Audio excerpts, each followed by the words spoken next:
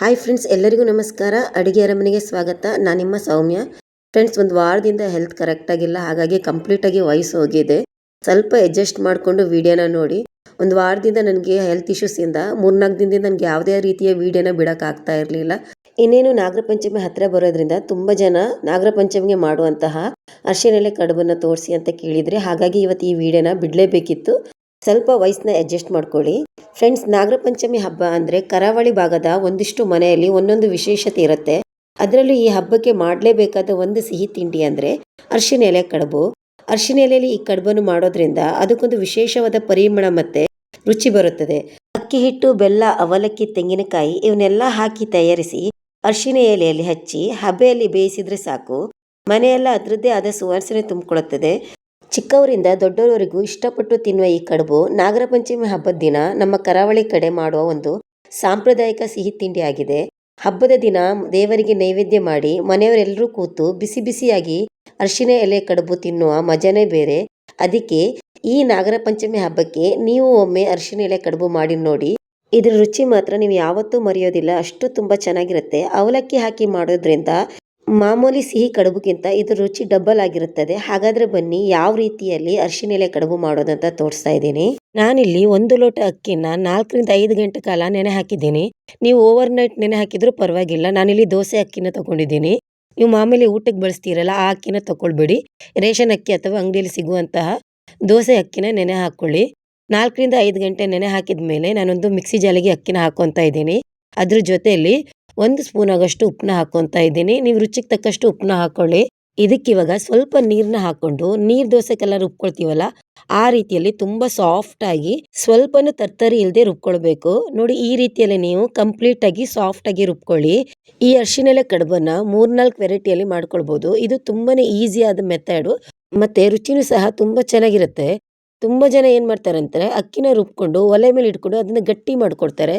ಅದಕ್ಕಿಂತ ನೀವು ಅವಲಕ್ಕಿನ ಹಾಕೊಳ್ಳಿ, ನಿಮಗೆ ಕೆಲಸನೂ ತುಂಬಾನೇ ಈಸಿ ಆಗುತ್ತೆ, ಜೊತೆಲಿ ರುಚಿನೂ ಹಾಗೆ ತುಂಬ ಚೆನ್ನಾಗಿರುತ್ತೆ. ನಾವು ಅಕ್ಕಿ ಜೊತೆಗೆ ಅವಲಕ್ಕಿ ಹಾಕಿದಾಗ ಟೇಸ್ಟ್ ಇನ್ನೂ ಚೆನ್ನಾಗಿರುತ್ತೆ. ನೋಡಿ, ಈ ಹದದಲ್ಲಿ ನೀವು ಅಕ್ಕಿನ ರುಬ್ಕೊಂಡು ರೆಡಿ ಮಾಡ್ಕೊಳ್ಬೇಕು. ಇದಕ್ಕೆ ಇವಾಗ ನಾನು ಅವಲಕ್ಕಿನ ಹಾಕ್ಕೊತಾ ಇದ್ದೀನಿ. ನಾನಿಲ್ಲಿ 1 ಲೋಟ ಅಕ್ಕಿನ ತಗೊಂಡಿದ್ದೀನಲ್ಲ, ಅದಕ್ಕೆ 3/4 ಲೋಟ ಆಗೋಷ್ಟು ಅವಲಕ್ಕಿನ ಹಾಕ್ಕೊಳ್ತೀನಿ. ನೀವು ದಪ್ಪ ಅವಲಕ್ಕಿನ ಹಾಕೊಳ್ಳೋದಾದ್ರೆ ಒಂದು 10-15 ನಿಮಿಷ ನೆನೆ ಹಾಕಿ ಹಾಕ್ಕೊಳ್ಬೇಕು. ಒಂದು ವೇಳೆ ಪೇಪರ್ನ ಅವಲಕ್ಕಿ ಹಾಕೊಳ್ಳೋದಾದ್ರೆ ಡೈರೆಕ್ಟಾಗಿ ಹಾಕ್ಕೊಳ್ಬೋದು. ನನ್ನ ಸಜೆಷನ್ ಏನಂದರೆ, ಇದರಲ್ಲಿ ನೀವು ದಪ್ಪ ಅವಲಕ್ಕಿಗಿಂತ ಪೇಪರ್ನ ಅವಲಕ್ಕಿನ ಹಾಕಿದರೆ ರುಚಿ ತುಂಬ ಚೆನ್ನಾಗಿ ಬರುತ್ತೆ ಮತ್ತು ಎಲ್ಲೂ ಗಂಟುಗಳು ಬರೋದಿಲ್ಲ. ಹಾಗಾಗಿ ನೀವು ಫಸ್ಟು ಪೇಪರ್ ಅವಲಕ್ಕಿ ಇದ್ದರೆ ಮನೇಲಿ ನೀವು ಅದನ್ನೇ ಯೂಸ್ ಮಾಡ್ಕೊಳ್ಳಿ. ಇಲ್ಲ ನಮ್ಮ ಹತ್ರ ಪೇಪರ್ ಅವಲಕ್ಕಿ ಇಲ್ಲ ಅಂತ ಇದ್ದರೆ ದಪ್ಪ ಅವಲಕ್ಕಿನ ಒಂದು 15-20 ನಿಮಿಷ ನೆನೆ ಹಾಕಿ ಆಮೇಲೆ ಅದನ್ನು ಯೂಸ್ ಮಾಡ್ಕೊಳ್ಳಿ. ನೋಡಿ, ಎಲ್ಲೂ ಗಂಟು ಬರಬಾರ್ದು, ನೀಟಾಗಿ ಅದನ್ನ ಮಿಕ್ಸ್ ಮಾಡ್ಕೊಳ್ಬೇಕು. ಈ ರೀತಿಯಲ್ಲಿ ನೀವು ನೀಟಾಗಿ ಮಿಕ್ಸ್ ಮಾಡಿಕೊಂಡು ರೆಡಿ ಮಾಡಿ ಇಟ್ಕೊಳ್ಳಿ. ಇದೀಗ ನಿಮಗೆ ನೀರಾಗಿದೆ ಅನಿಸುತ್ತೆ, ಬಟ್ ಒಂದು 10 ನಿಮಿಷ ಆದಮೇಲೆ ಇದು ಕರೆಕ್ಟಾದ ಹದಕ್ಕೆ ಬರುತ್ತೆ. ಇದನ್ನ ಇವಾಗ ಸೈಡಲ್ಲಿ ಇಟ್ಕೊಂಡು ನಾವು ಒಳಗಡೆ ಫಿಲ್ ಮಾಡೋಕ್ಕೆ ಕಾಯಿ ಬೆಲ್ಲನ ರೆಡಿ ಮಾಡ್ಕೊಳ್ಳೋಣ. ಅದಕ್ಕೆ ನಾನು ಇಲ್ಲೊಂದು ದಪ್ಪ ತಳದ ಪಾತ್ರನ ತೊಗೊಂಡಿದ್ದೀನಿ. ಅರ್ಧ ಬೌಲ್ ಆಗೋಷ್ಟು ಬೆಲ್ಲನ ಹಾಕ್ಕೊತೀನಿ.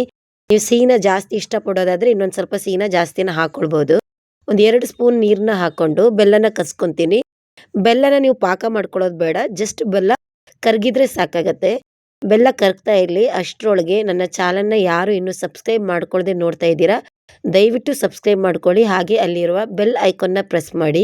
ಇದರಿಂದ ನಾನು ಮಾಡೋ ಪ್ರತಿಯೊಂದು ವಿಡಿಯೋನು ನಿಮಗೆ ನೋಟಿಫಿಕೇಶನ್ ಮೂಲಕ ಸಿಗುತ್ತೆ. ನೋಡಿ, ಬೆಲ್ಲ ಎಲ್ಲ ಆಲ್ಮೋಸ್ಟ್ ಕರಗಿದೆ.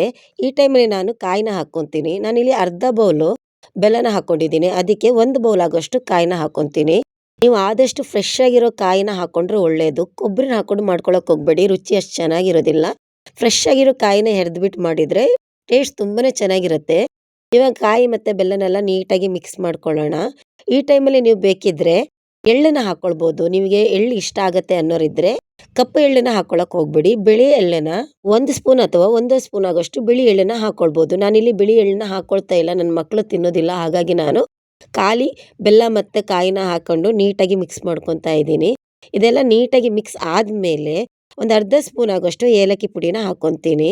ಏಲಕ್ಕಿ ಪುಡಿನ ಹಾಕ್ಕೊಂಡು ಜಸ್ಟ್ 1-2 ಸೆಕೆಂಡ್ ಅದನ್ನ ಬೇಯಿಸ್ಕೊಂಡ್ರೆ ಸಾಕಾಗತ್ತೆ. ನೋಡಿ, ಈಗ ಕಾಯಿ ಬೆಲ್ಲ ರೆಡಿಯಾಗಿದೆ. ನಿಮಗೆ ನೀರಾಗಿದೆ ಅಂತ ಅನಿಸ್ಬೋದು, ಬಟ್ ಒಂದು 5 ನಿಮಿಷ ವೆಯ್ಟ್ ಮಾಡಿದರೆ ಕಾಯಿ ಕಂಪ್ಲೀಟಾಗಿ ಬೆಲ್ಲನ ಅಬ್ಸರ್ವ್ ಮಾಡ್ಕೊಳ್ಳುತ್ತೆ. ಹಾಗಾಗಿ ಇದು ಕರೆಕ್ಟಾದ ಹದದಲ್ಲಿದೆ. ಈ ಹದಕ್ಕೆ ಬಂದ ಮೇಲೆ ನೀವು ಗ್ಯಾಸ್ನ ಆಫ್ ಮಾಡಿ. ಕಾಯಿ ಮತ್ತು ಬೆಲ್ಲ ಕಂಪ್ಲೀಟಾಗಿ ಕೂಲ್ ಆಗಬೇಕು. ಕೂಲ್ ಆದಮೇಲೆ ನಾವು ಸ್ಟಫಿಂಗ್ ಮಾಡ್ಕೊಳ್ಬೇಕು. ನೋಡಿ ಇದನ್ನ ಈಗ ಸೈಡಲ್ಲಿ ಇಟ್ಕೊತೀನಿ. ಈಗ ಸ್ಟಫಿಂಗ್ ಮಾಡ್ಕೊಳ್ಳೋಣ. ನೋಡಿ ನಾವು ಅಕ್ಕಿನ ಅರ್ದು ಅದಕ್ಕೆ ಅವಲಕ್ಕಿನ ಹಾಕಿ ಇಟ್ಟಿದ್ದೀವಲ್ಲ, 10 ನಿಮಿಷ ಬಿಟ್ಟಾದ್ಮೇಲೆ ಈ ರೀತಿಯಲ್ಲೇ ಬರುತ್ತೆ ನೋಡಿ. ಎಷ್ಟು ಸಾಫ್ಟಾಗಿ ಬಂದಿದೆ. ಈ ರೀತಿ ಬಂದಾಗ ನಮಗೆ ಎಲೆಗೆ ಹಚ್ಕೊಳ್ಳೋಕ್ಕೆ ತುಂಬ ಚೆನ್ನಾಗಾಗತ್ತೆ. ಸ್ವಲ್ಪನೂ ಗಂಟುಗಡೆ ಇಲ್ಲದೆ ನೀಟಾಗಿ ಬಂದಿದೆ. ಕರೆಕ್ಟಾಗಿ ಈ ಹದಕ್ಕೆ ಮಾಡ್ಕೊಳ್ಬೇಕು. ಒಂದು ವೇಳೆ ನಿಮಗೆಲ್ಲಾದರೂ ಹಿಟ್ಟು ಸ್ವಲ್ಪ ನೀರಾಗಿದೆ ಅಂತ ಅನಿಸಿದರೆ ಇನ್ನೊಂದು ಸ್ವಲ್ಪ ಅವಲಕ್ಕಿನ ಹಾಕ್ಕೊಳ್ಳಿ. ಒಂದು ವೇಳೆ ಸ್ವಲ್ಪ ಗಟ್ಟಿಯಾಗಿದೆ ಅಂತ ಅನಿಸಿದರೆ ಸ್ವಲ್ಪ ಕೈಯಲ್ಲಿ ನೀರನ್ನ ಚುಮ್ಸ್ಕೊಂಡು ಮತ್ತೆ ಒಂದ್ಸಲ ಹಿಟ್ಟನ್ನ ಹದಕ್ಕೆ ರೆಡಿ ಮಾಡ್ಕೊಳ್ಳಿ. ನೋಡಿ ಈಗ ನಾನು ಅರಿಶಿನ ಎಲೆನ ನೀಟಾಗಿ ವಾಶ್ ಮಾಡಿ ಒಂದು ಬಟ್ಟೆಯಲ್ಲಿ ಒರೆಸ್ಕೊಂಡು ಇಟ್ಕೊಂಡಿದ್ದೀನಿ. ಇದಕ್ಕೆ ನಾವು ಏನು ಹಿಟ್ಟನ್ನು ಮಾಡ್ಕೊಂಡಿದ್ದೀವಲ್ಲ ಅದನ್ನು ಅಪ್ಲೈ ಮಾಡ್ಕೊಳ್ಳೋಣ.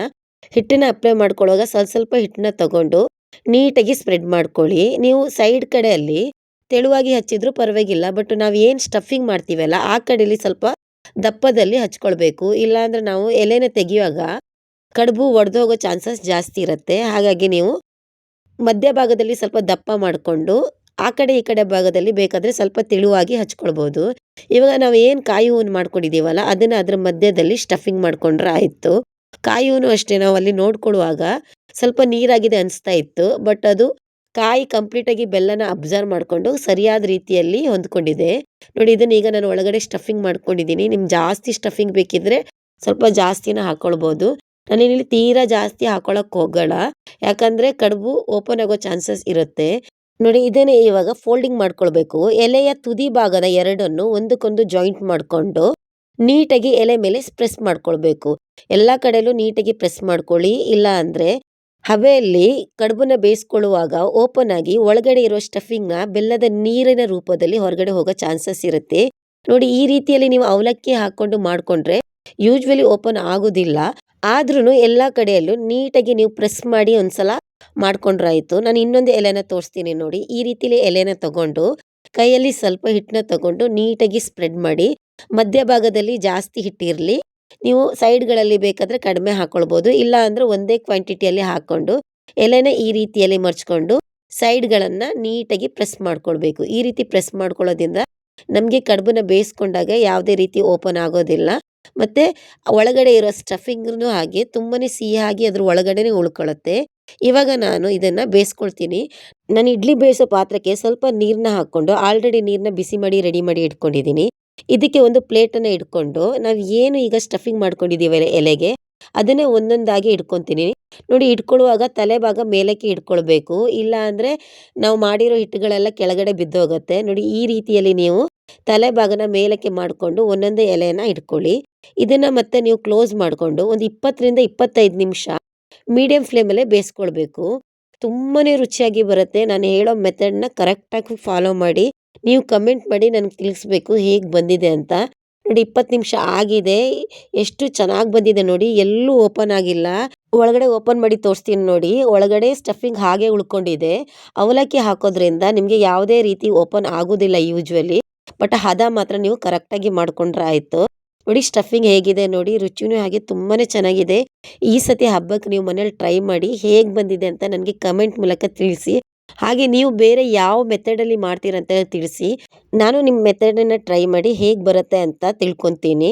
ಹಾಗೆ ನನ್ನ ಚಾನಲ್ನ ಇನ್ನೂ ಯಾರು ಸಬ್ಸ್ಕ್ರೈಬ್ ಮಾಡ್ಕೊಂಡಿಲ್ಲ, ದಯವಿಟ್ಟು ಸಬ್ಸ್ಕ್ರೈಬ್ ಮಾಡ್ಕೊಳ್ಳಿ. ತುಂಬ ಜನ ವಿಡಿಯೋ ನೋಡ್ತಾ ಇದ್ದೀರಾ, ಕಮೆಂಟ್ ಮಾಡ್ತಾ ಇದ್ದೀರಾ, ಆದರೆ ಸಬ್ಸ್ಕ್ರೈಬ್ ಮಾಡ್ಕೊತಾ ಇಲ್ಲ. ಪ್ಲೀಸ್ ದಯವಿಟ್ಟು ಸಬ್ಸ್ಕ್ರೈಬ್ ಮಾಡ್ಕೊಳ್ಳಿ. ನೀವು ಸಬ್ಸ್ಕ್ರೈಬ್ ಮಾಡಿಕೊಂಡ್ರೆ ನನಗೆ ಇನ್ನಷ್ಟು ವಿಡಿಯೋ ಮಾಡಬೇಕು ಅಂತ ಅನಿಸುತ್ತೆ. ಹಾಗೆ ಅಲ್ಲಿರೋ ಬೆಲ್ ಐಕಾನ್ನ ಪ್ರೆಸ್ ಮಾಡಿ, ಆಲ್ ಅಂತ ಪ್ರೆಸ್ ಮಾಡಿ ನನ್ನ ಎಲ್ಲ ವಿಡಿಯೋನು ನೀವು ನೋಡ್ಬೋದು. ಮತ್ತಷ್ಟು ಹೊಸ ಅಡುಗೆಗಳಿಗಾಗಿ ಅಡುಗೆ ಅರಮನೆನ ಫಾಲೋ ಮಾಡ್ತಾ ಇರಿ. ವಿಡಿಯೋ ನೋಡಿದ್ದಕ್ಕಾಗಿ ಧನ್ಯವಾದಗಳು.